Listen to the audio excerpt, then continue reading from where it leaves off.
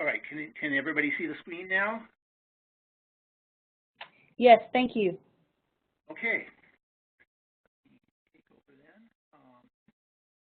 Well, thank you all for coming, and thank you, Osni, for the introduction. So I'm going to be talking today about bringing best practices to a long-lived production code. And before I start, let me give a disclaimer here. Okay. This talk is going to fall into two basic parts. One will be kind of a general philosophy part, and the other is a case study part. And the general part, based on what I've heard from a lot of other projects, seems to apply to many long-running scientific software projects. So it is likely that if you're in such a project, you will recognize a lot of the things I'm talking about. Now, for the case study, that is more specific to our project. The things I talk about there may or may not apply to your project. Take them as examples of what you might do if they're applicable to you.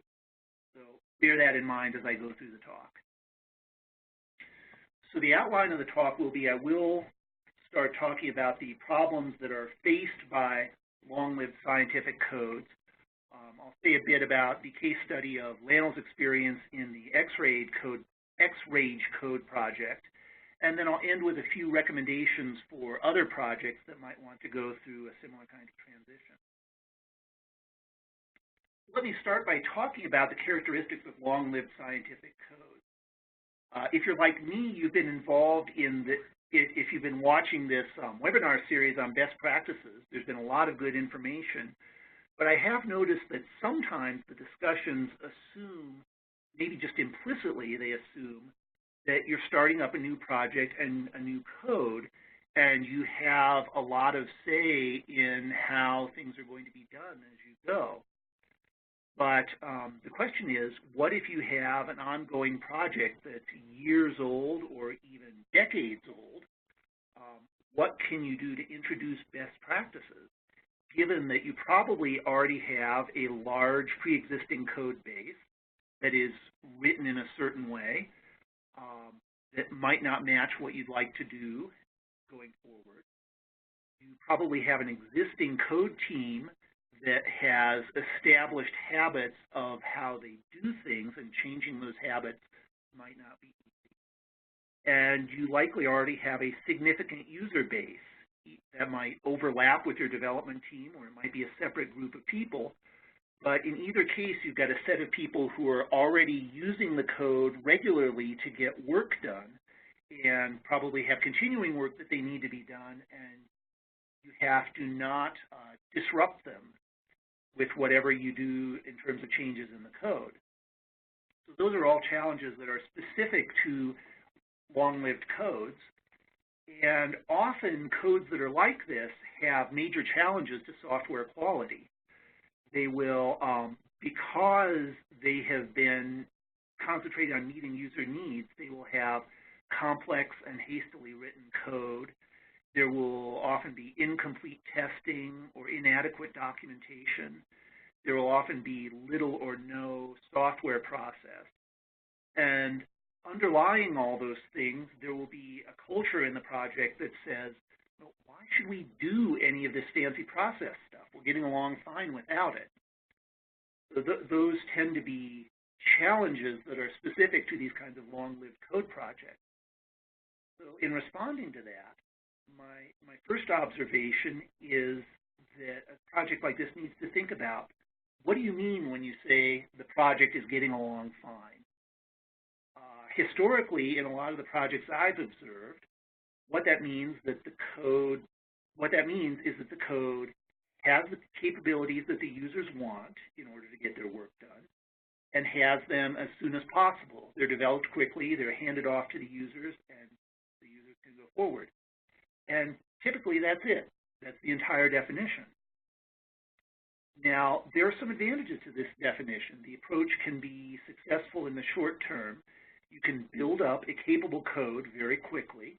You can build up a user base that can get their work done with the code, and they can use it, the users can use it to meet their deliverables, write the papers that they need to write, get the grant renewals for ongoing work, and so forth.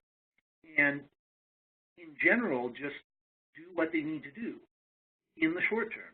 And there's value to that. But there are problems that if you continue with this approach, there are problems that show up in the longer term. You end up with code that, because you're writing the code so quickly, you end up with code that is hard to understand. You end up with a design that is largely ad hoc because you haven't had the opportunity to think through as you add all these features on how they fit together. You end up with, and because of these two things, you end up with code that is difficult for your code team to maintain the current capabilities or to extend it to new capabilities. You have code that is difficult for new team members who are coming onto the team to learn and to work with and to contribute to. And another factor that's become a bigger thing in more recent years, you have code that is difficult to optimize for new architectures. If you find out you have to start running on a Xeon Phi or a GPU or something like this, you have code that's very difficult to adapt and run well on those architectures. And a good way to sum up all of these longer-term issues is you have a code that is not sustainable. You can't keep up, or you have a very difficult time keeping up for the long term, the pace that you had starting out in the short term. So that's a typical definition for getting along fine. I would suggest that a modern, better definition of what it means for a project to be getting along fine is that you have a code that is understandable and maintainable, it's well written, in other words. You have code that is extensible. It can take on new features when it needs to. You have code that is well tested, so you can have a strong confidence that it's actually doing what you mean for it to do. You have code that is well documented, so users can understand how to do what they want to do, and developers can understand what the code is doing so that they can go in and make their changes. You have code that is portable to modern architectures. As I say, that's more and more an issue for a lot of these big scientific codes. And alongside of all those things, you still have the definition that you started out with. You want to have a code that does have the capabilities that the users want. At the end of the day, that's why you're doing this, so that you can support producing all the results that you need to produce. And you want to get your capabilities out to the users reasonably quickly, maybe not at breakneck speed like some codes have traditionally done, but in a timely manner so that the users can pick them up and use them when they need to. And if you have a code that is doing all these things, that has balanced all of these concerns well, this is more sustainable for the long term.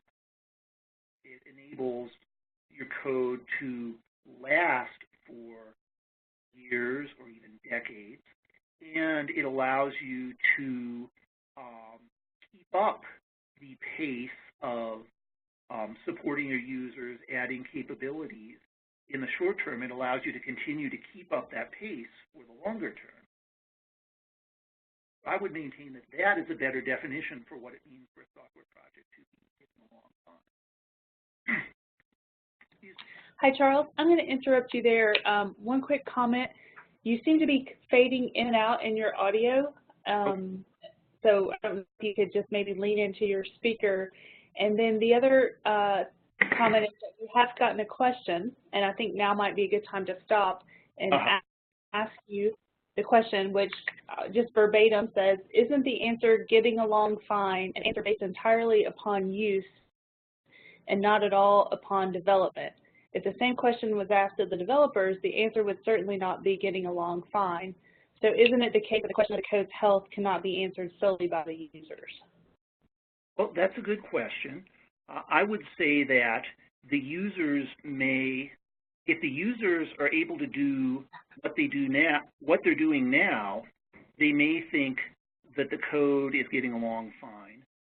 But if the developers are having a harder and harder time providing that same level of service, that they perhaps, if they're losing people and the people coming on board cannot give the same level of support, or if even the existing team members are having a harder and harder time giving the level of support that the users need, then the users may not know it, but as the project continues, they won't be getting along fine anymore either.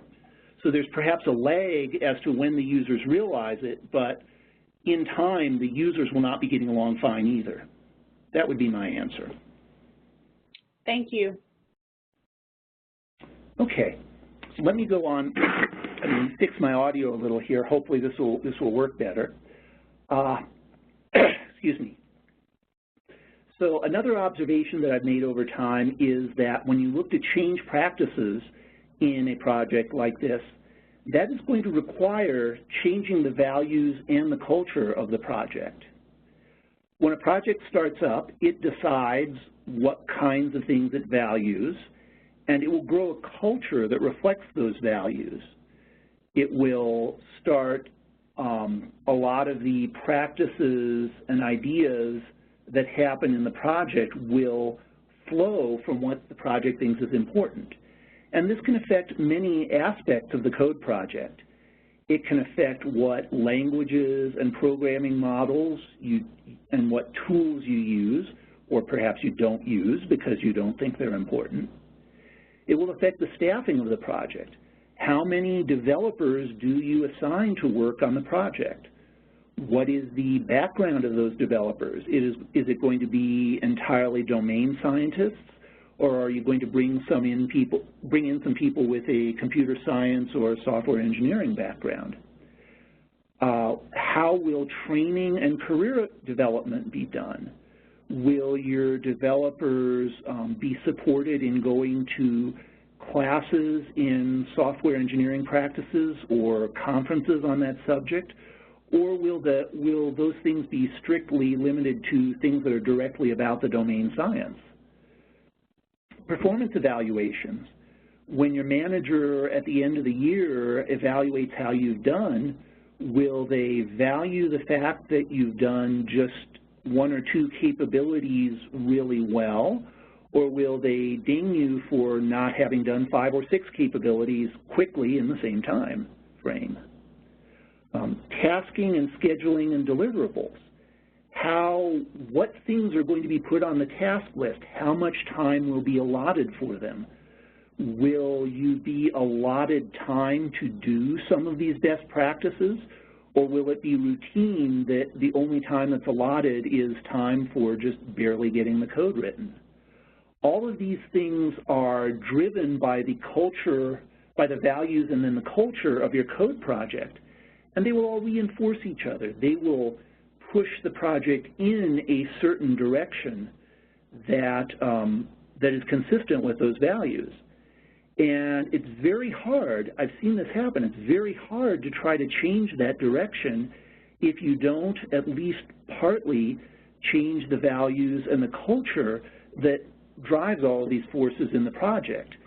I have seen examples where one developer or even a few developers might start thinking about, changing practices in some way that's more consistent with best practices, but they find before they get too far that the culture around the project pushes them back in the direction that the project has traditionally gone, and it's very hard to make headway unless you start changing some of these cultural aspects of the project. Another observation that I've made over time is that changing the practices can require changing the code in the project. Some of the best practices that we've been talking about in these series, and sometimes the modern tools that you might set out to use, have built-in assumptions that come with them, perhaps that you don't realize right away, but there'll be assumptions that older codes might not satisfy. A simple example would be that if you want to do unit testing, we've talked about that before, and unit testing assumes that you have self-contained units that can be tested in isolation without reference to the entire code, and often an older code will not be organized that way. Here's one that's perhaps more subtle. Shared ownership of code.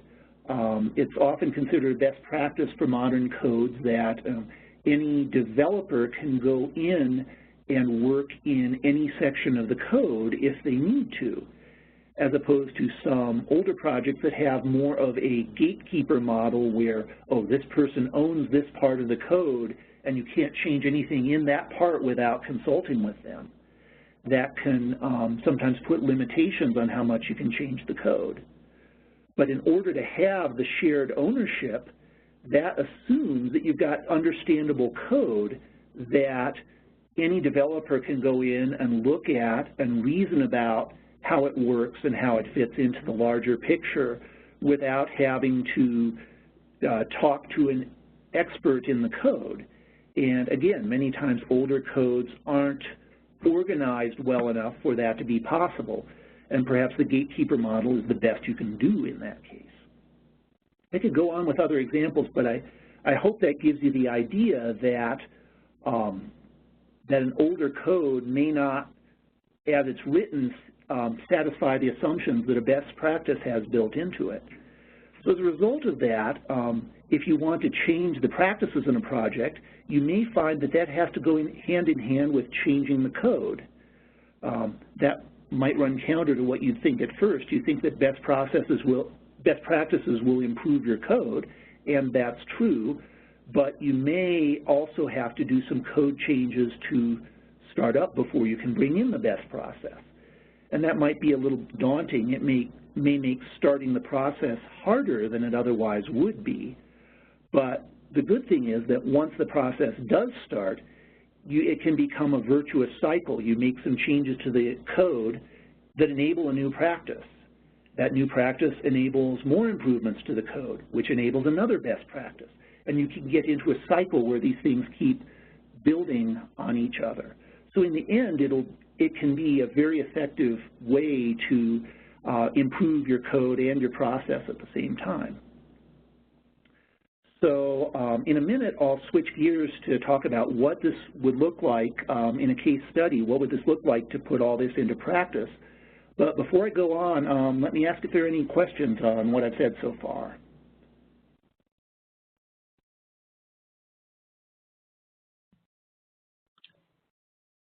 Hi, Charles. I just checked both the Google Doc and WebEx chat, and I don't have any questions at this time. Thank you for pausing, though. Okay. And your audio is sounding better. Thank you. Okay, good. I'm glad.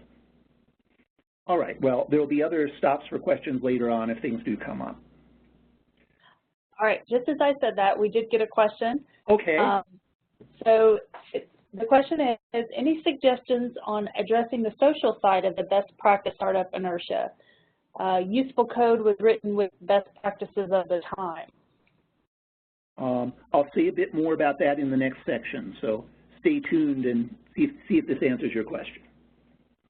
Thank you.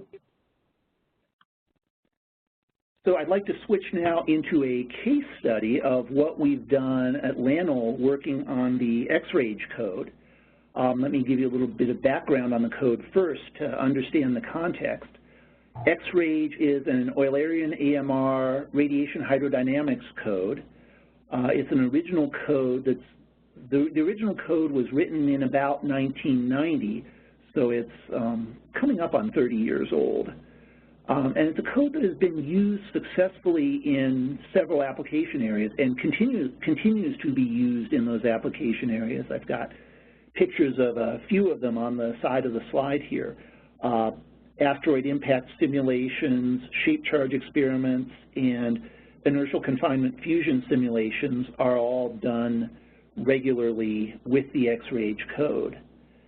Now, behind the scenes, the code contains about 470,000 lines of source code, and that is just the code that the xRage project itself maintains. That's not counting a number of third-party libraries that we pull in from other groups at LANL and from elsewhere. The code is mostly Fortran 90. There's some C and C++ that's been incorporated, but the majority of it is Fortran 90. And currently our parallelism model is MPI only. There is talk of moving to OpenMP or other models, but that's in the future at this point. So a few years ago, about 4 or 5 years, we started to realize that there was going to be a need for modernizing the xRage code. At that time, there had been over 20 years of work under fairly high pressure to meet the needs of our users, to meet mission deliverables and so forth. And it had been done in this high-pressure, write-the-code-quickly mode.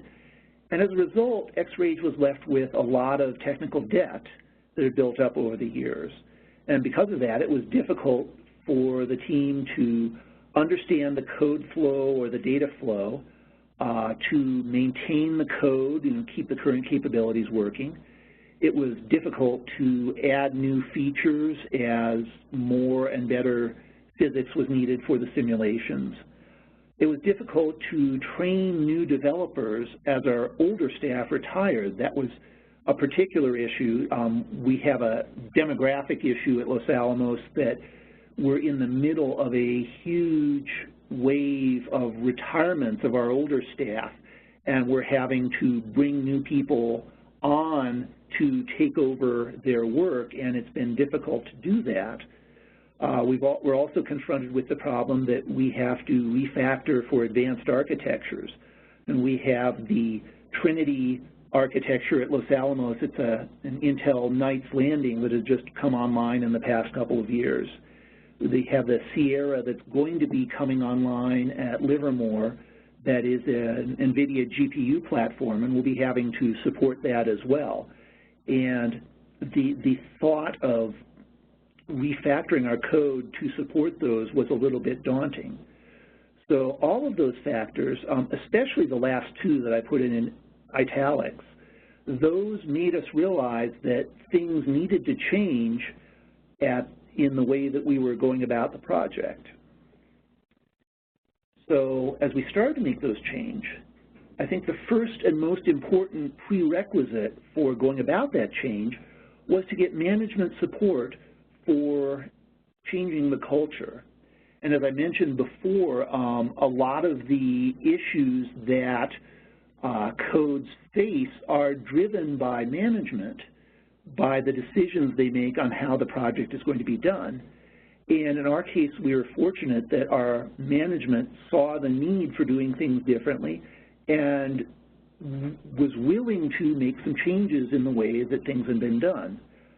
For instance, they added a computer science co-lead to the project. Before this, there had been a single project lead who was always from the domain science background, from the physics side. And so the project leadership had very little knowledge of the computer science issues. By bringing on a co-lead who came more from the computer science side, we were able to get a better representation of those concerns in planning the project.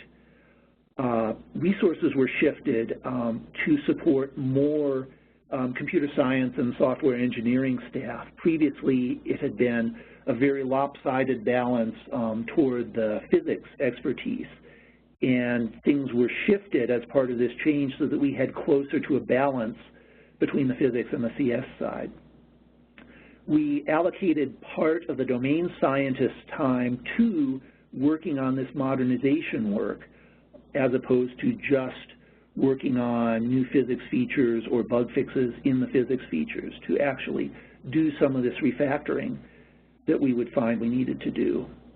And in order to make all of those things work, management was willing to commit to scale back to new things in the code, to new physics features being developed, to milestone commitments that had to drive a lot of what the project did. Management was willing to scale back on that so that we could have room to make the room and have the resources and the schedule time to do these other things we were talking about doing.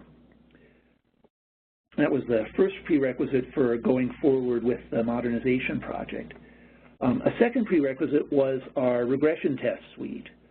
Before this effort started, there was a regression test suite in the project.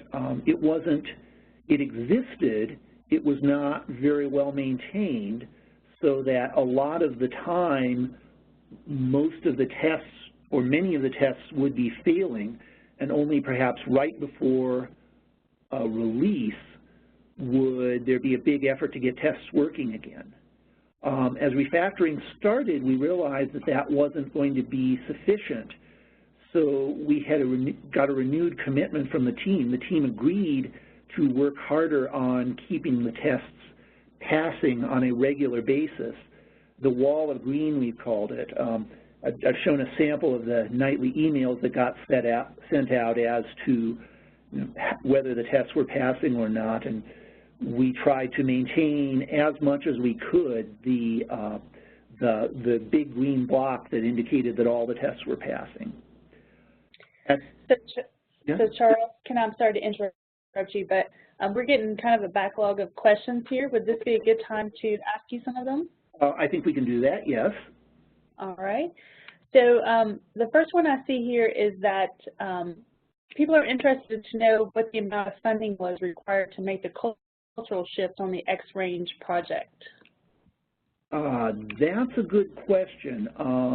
I don't know exactly the answer to that. I do know that it was a combination of having some new funding that came specifically for advanced architecture support that was combined with redirection of some of the existing resources for the physics folks to support that. I would guess probably about 3 FTEs on the CS side were added to the project, and that was combined with maybe, I'm guessing, 2 or 3 FTEs worth of the physicist's time being redirected. And this is a project that had something like 12 or 15 FTEs altogether.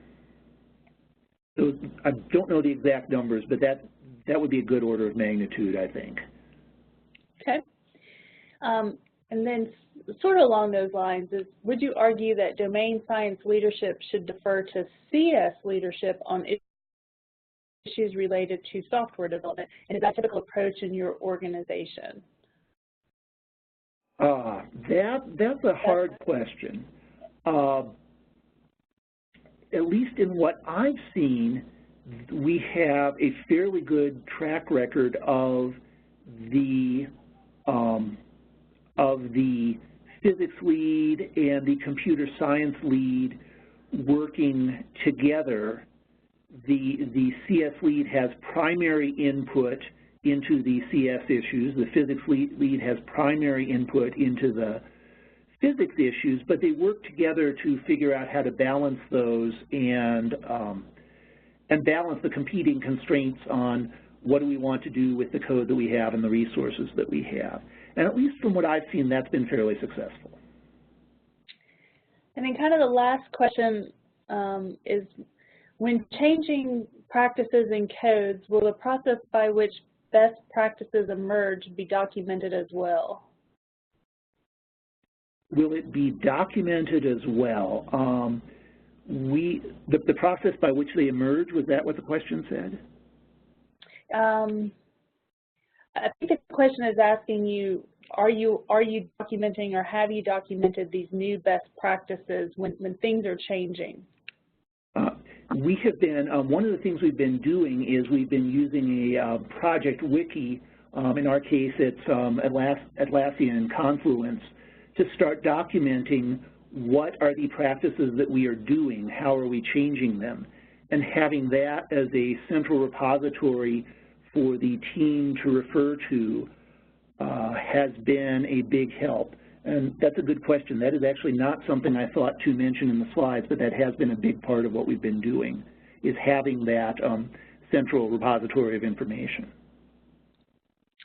All right, thank you. Pardon the interruption, but I think that answered all of the current questions. Thank you. Okay. Everyone keep those questions coming. They're very helpful. Thank you. All right, let's see, where did I leave off? So in our regression test suite, At first, all of the tests we had were integrated tests that tested the entire xRage binary on various capabilities. That was enough to get the process started. As time went on and we reorganized the code, we were able to start adding unit tests as well. And you can't see it on this sample that I've given, but part of what's sent out now is a combination of the integrated tests that we've traditionally had and unit test results as well, and that's all part of the nightly regression. We do have nightly and weekly test runs that are automated, that run overnight with no intervention. The results are generated, they're emailed out to the team in the mornings and at the beginning of the week so that we have a constant that we're constantly able to see how our test suite is doing and to see quickly if there are issues that need to be addressed. And perhaps the most important thing that's come out of all of this is now that we have these tests running reliably, the tests can serve as a safety net as we do our refactoring and start making changes to the code. We can see quite quickly if anything is broken. With those two things in place, we had to think about the question, what did we want to tackle first in terms of modernizing the code? As we were starting on the process and trying to figure out what to do, several possible tasks were suggested. One was moving to a modern build system from the ad hoc, from the homegrown built system that we had at the beginning. Should we perhaps move to something more modern such as CMake? Should we implement unit testing in the code? Should we clean up the tangled dependency structure? That you can see, to give you an idea of what this is talking about, I've shown the graph here of what things looked at the beginning of this process. You can't quite see it at this resolution, but there are about 40 white boxes in that diagram that represent different subdirectories in the source tree. And wherever you see a blue line, that is where one depends on another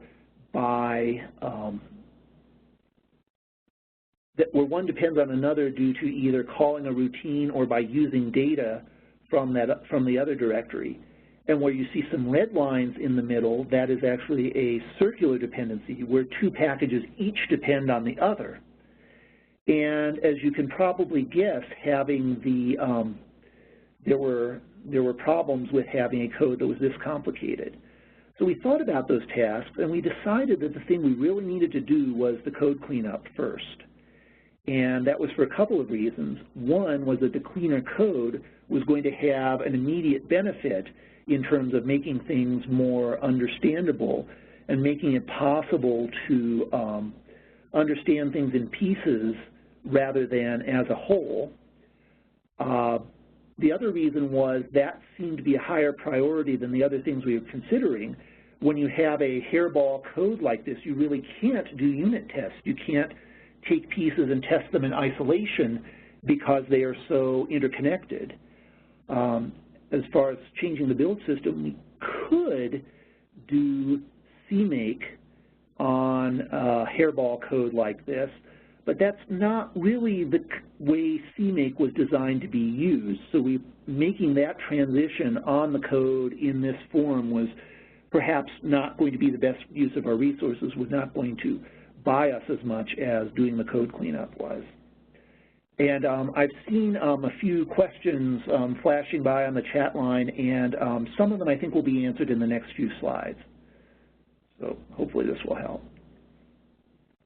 So we went about cleaning up the code and untangling all the dependencies that had built up in the code. And as I said, the root of the problem was that we were set up in a way that any file could use data or call routines from any other file. And in order to change this, the strategy we chose was to start with the existing code base and change it in place. In other words, we weren't going to go off for a length of time and do a big refactor and only then bring all the work back. We were going to do it in stages so that the users would, in real time, be working with the changes that we were making, and we would get feedback pretty quickly if we had disrupted anything that they needed to do. Our goal in making the changes was to separate code into what we would call packages. We wanted to have related functionality grouped together in a single package with a well-defined interface with the rest of the code, instead of having just code calls and data uses sticking in anywhere, to have a simpler and well-defined interface. And by going through this process, we wanted to move toward a cleaner and simpler design for the code over time.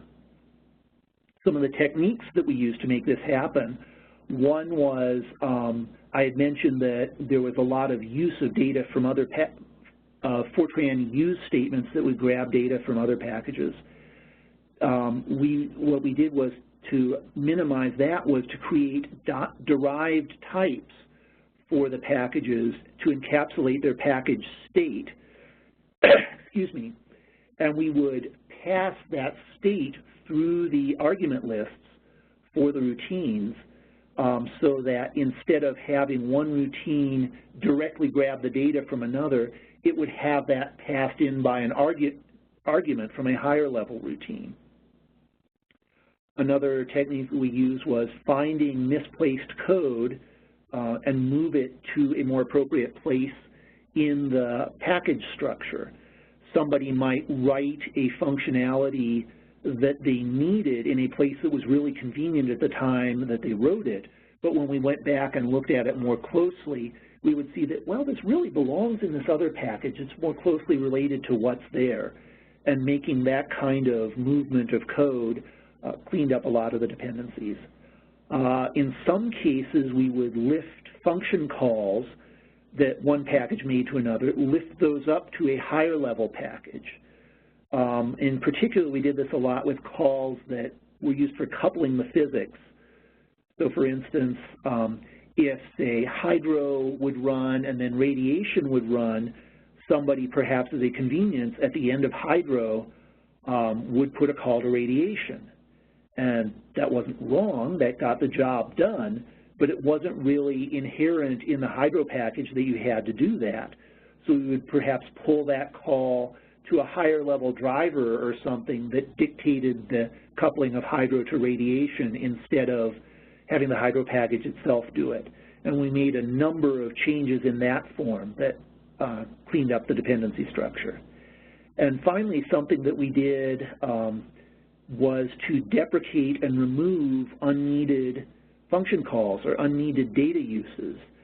In a lot of cases, there was vestigial code where data was pulled in that was needed at one time but wasn't anymore, or when there was a functionality that was sitting in the code that drove certain function calls but nobody was using that functionality anymore. We were able to identify some of those and start removing them from the code, and again, that cleaned up some of the dependencies that we saw. So the graph I showed you earlier was from October of 14. I've got another graph here that was from January 2016. So that was after about 15 months of the kind of work I've been talking about here. And the process I've described led us to a much simpler graph that you see in the figure at right. And the biggest thing that you can see is that the graph is now levelized. What you perhaps can't see at low resolution, but all of the arrows in the graph are pointing downward. There's nothing pointing upward, so there are no cycles in the graph. And that enables you to see very easily the dependency how the dependencies are set up. Another benefit that's gone along with that is that the interfaces between the packages that we have in this form are much better defined than they were in the earlier code. I won't say they're perfectly defined, but they're much better than they were.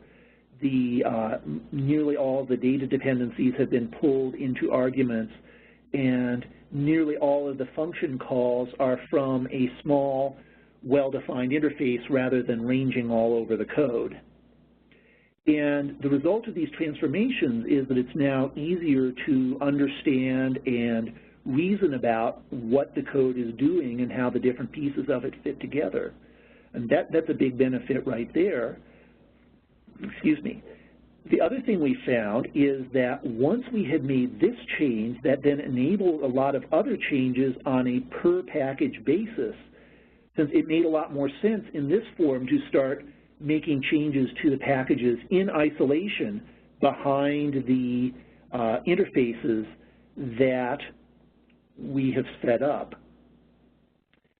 Some of the changes that we're now able to make after this are adding unit testing to the packages, adding documentation to the packages, particularly interface documentation, and both of those make a lot more sense when you have these self-contained packages.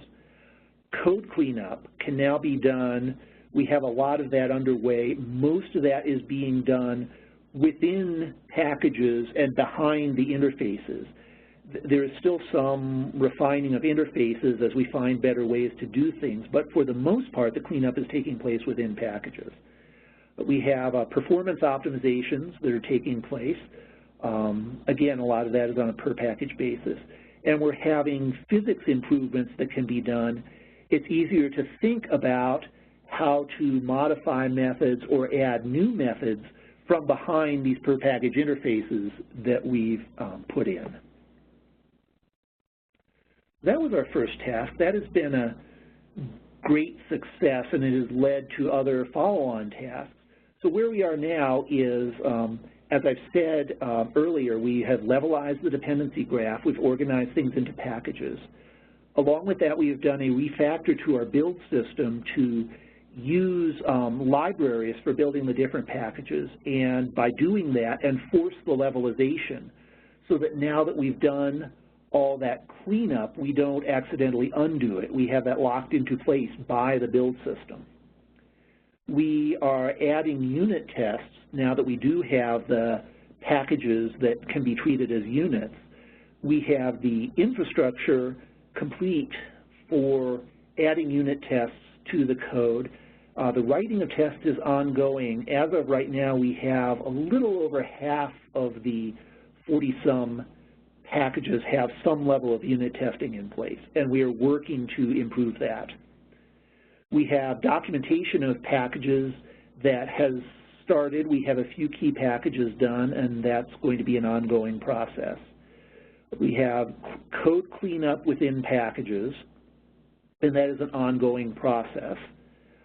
We have work being done on performance optimization of different aspects of the code, and again, that's an ongoing process.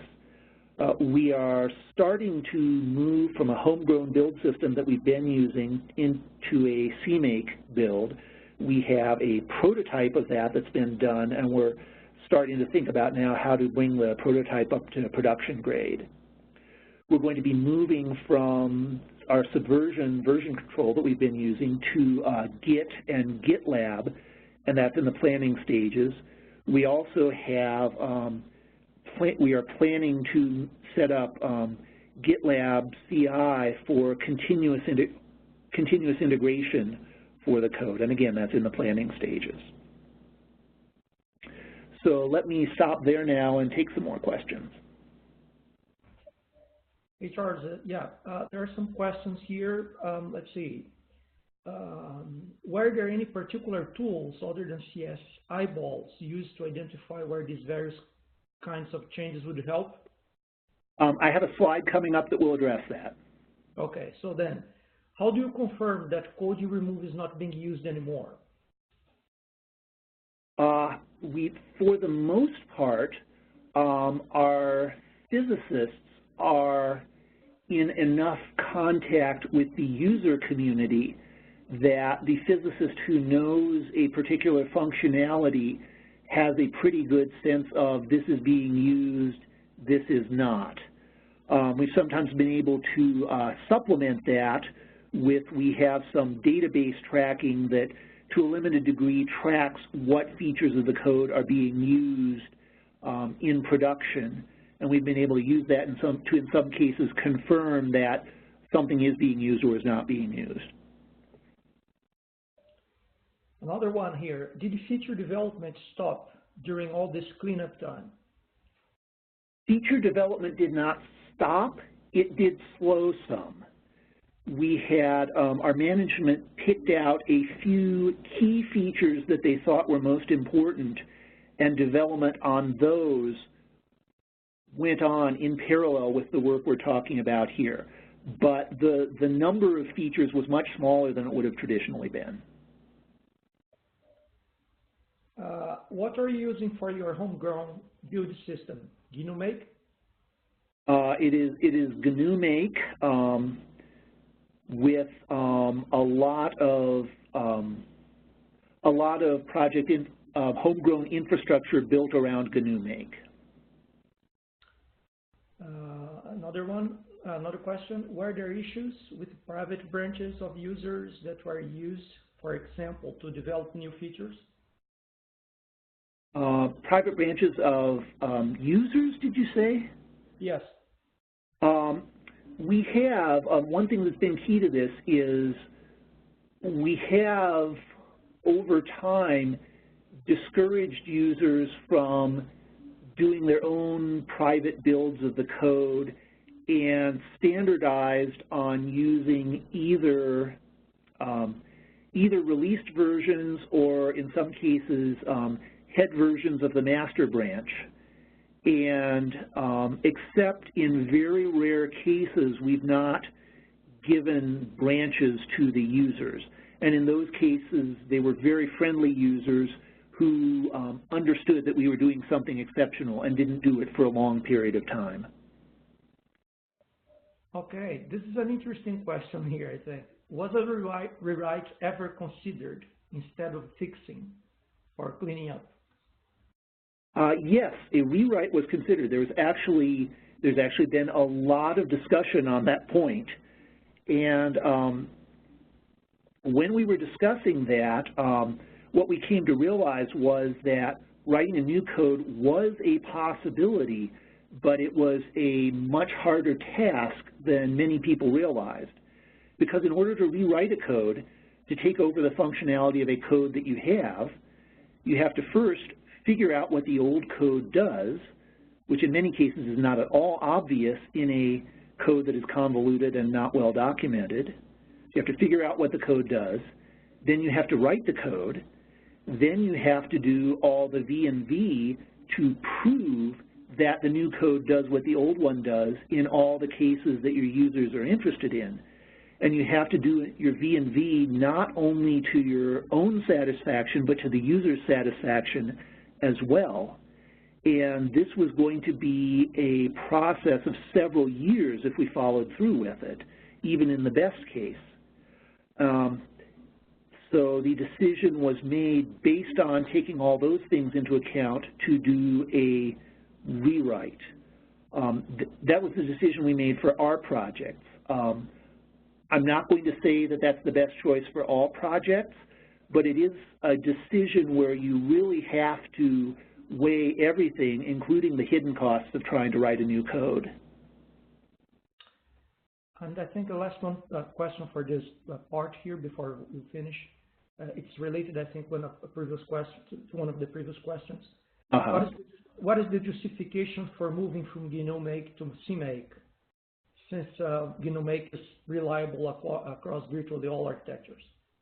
GNU-Make is indeed reliable across all architectures, but the infrastructure that we built on top of it was working fairly reliably, but it was so complex that there was only one person on the project who truly understood it. And there's the old danger of if this person wins the lottery, and decides to quit, the whole project is going to have a very hard time understanding the system to continue to do work.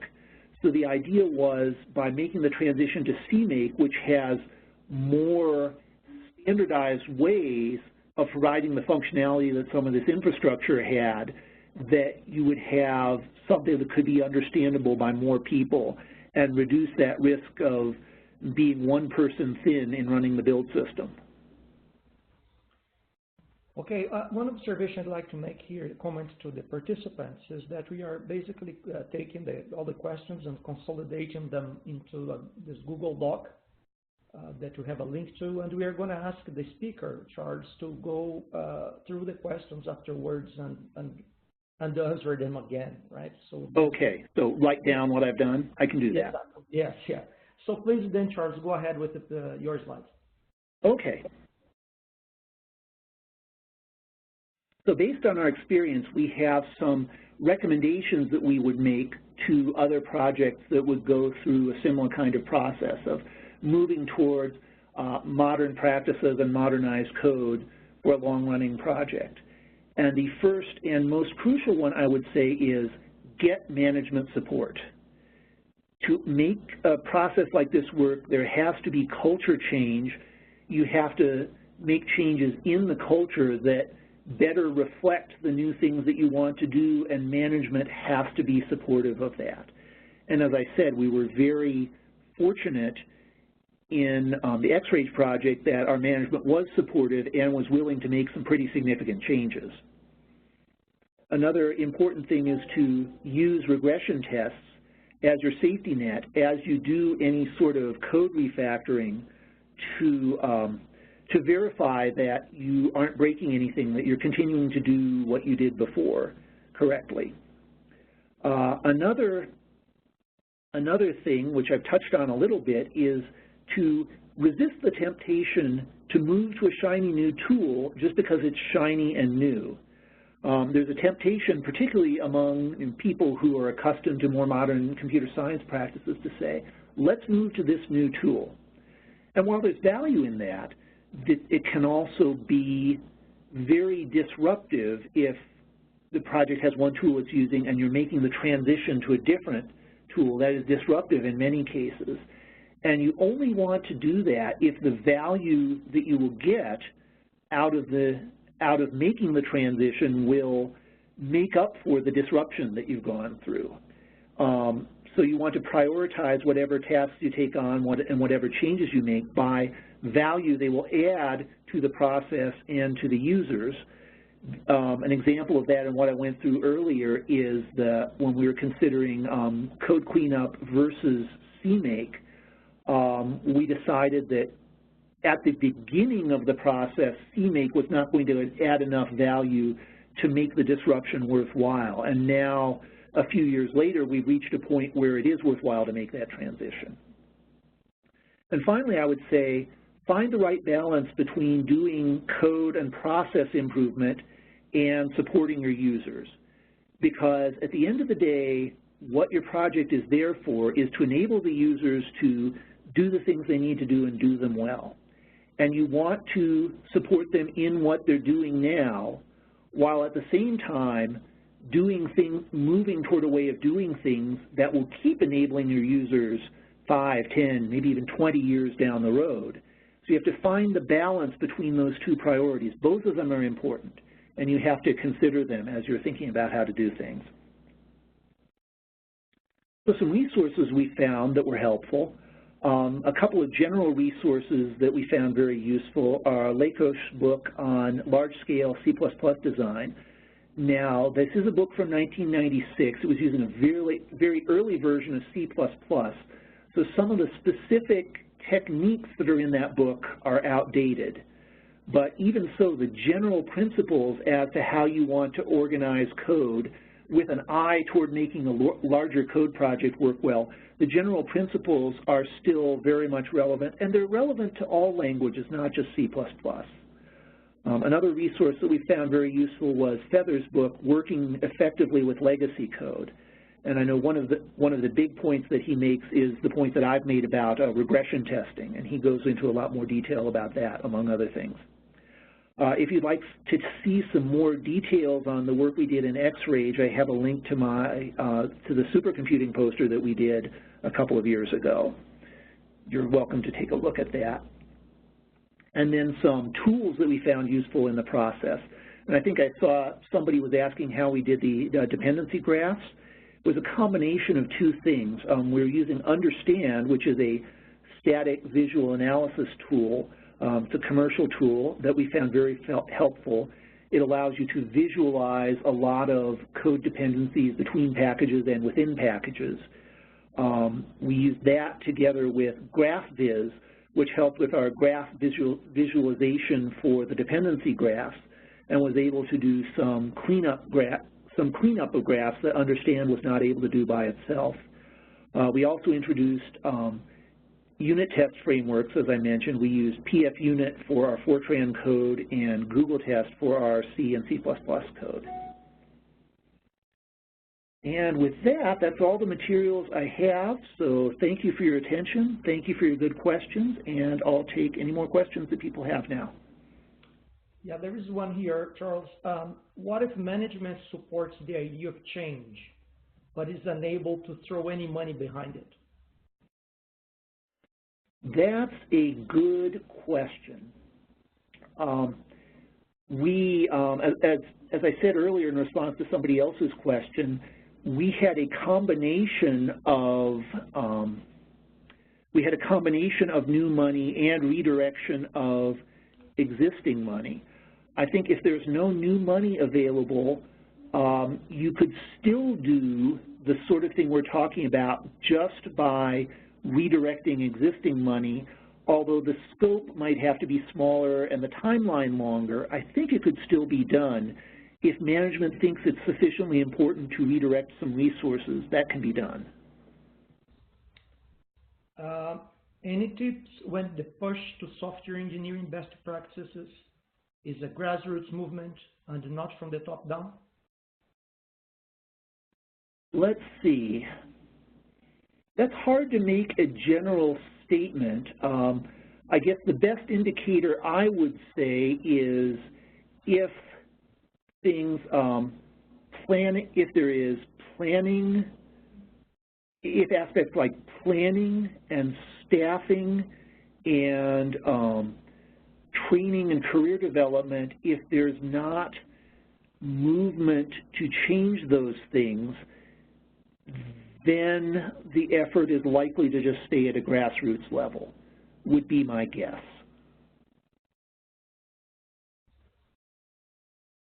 Okay, so I think there is another one here, question that has been restated. Are there any suggestions for commencing code cleanup and integration of best practices into a long-lived code? How to approach experienced domain experts about refactoring for modern architectures and maintainability without alienating them? Okay. Well, I think that's a good question. What we've done on xRage is we have recognized and been very clear that the domain experts are a very important part of the project. They know how the science in the code works, and they know what is needed to support the users in a way that the computer scientists do not. And what we want to do is leverage that expertise and say, for instance, when doing code cleanup that has often been done by a computer science person and a domain expert working together, or perhaps by the domain scientists having gotten some ideas from the computer science folks as to what sorts of things would be useful. We had some computer scientists take the lead in refactoring some of the infrastructure packages, and that served as an example that the domain scientists could look at. I think the other thing that I would add to that is for advanced architectures, we have also tried to again make that a joint effort between the CS and the domain science side. We perhaps have the CS people take a little bit more of the lead on that, but in some cases, some of our domain scientists have worked with them, picked up what needed to happen, and taken on some of that work as well. So it very much needs to be a collaborative process. And I think for the most part, that has been, that has worked very well on both sides. Both sides have recognized the expertise of the other and not felt threatened because it's complementary expertise and not replacement expertise. So I hope that answers the question. Okay, so we are over time already, but let's take the final question here. Any tips for smaller development teams, say 1 or 2 developers and 1 tester? That's a good question. I would say you could probably, if it is a smaller project, you would have to, obviously you can devote you would have fewer resources to devote than a large project, but at the same time, your user commitments would be smaller than on a large project if your team is that small. So I would think, and this is just a guess on my part, I've not tried it, but I would think that in a scaled down fashion, something like this would be applicable.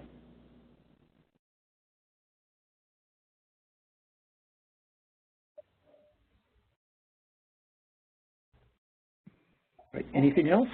No, I think, yeah, there is another one here, but basically I think if people would like to disconnect, I'll just, we can continue afterwards here, but I just want to basically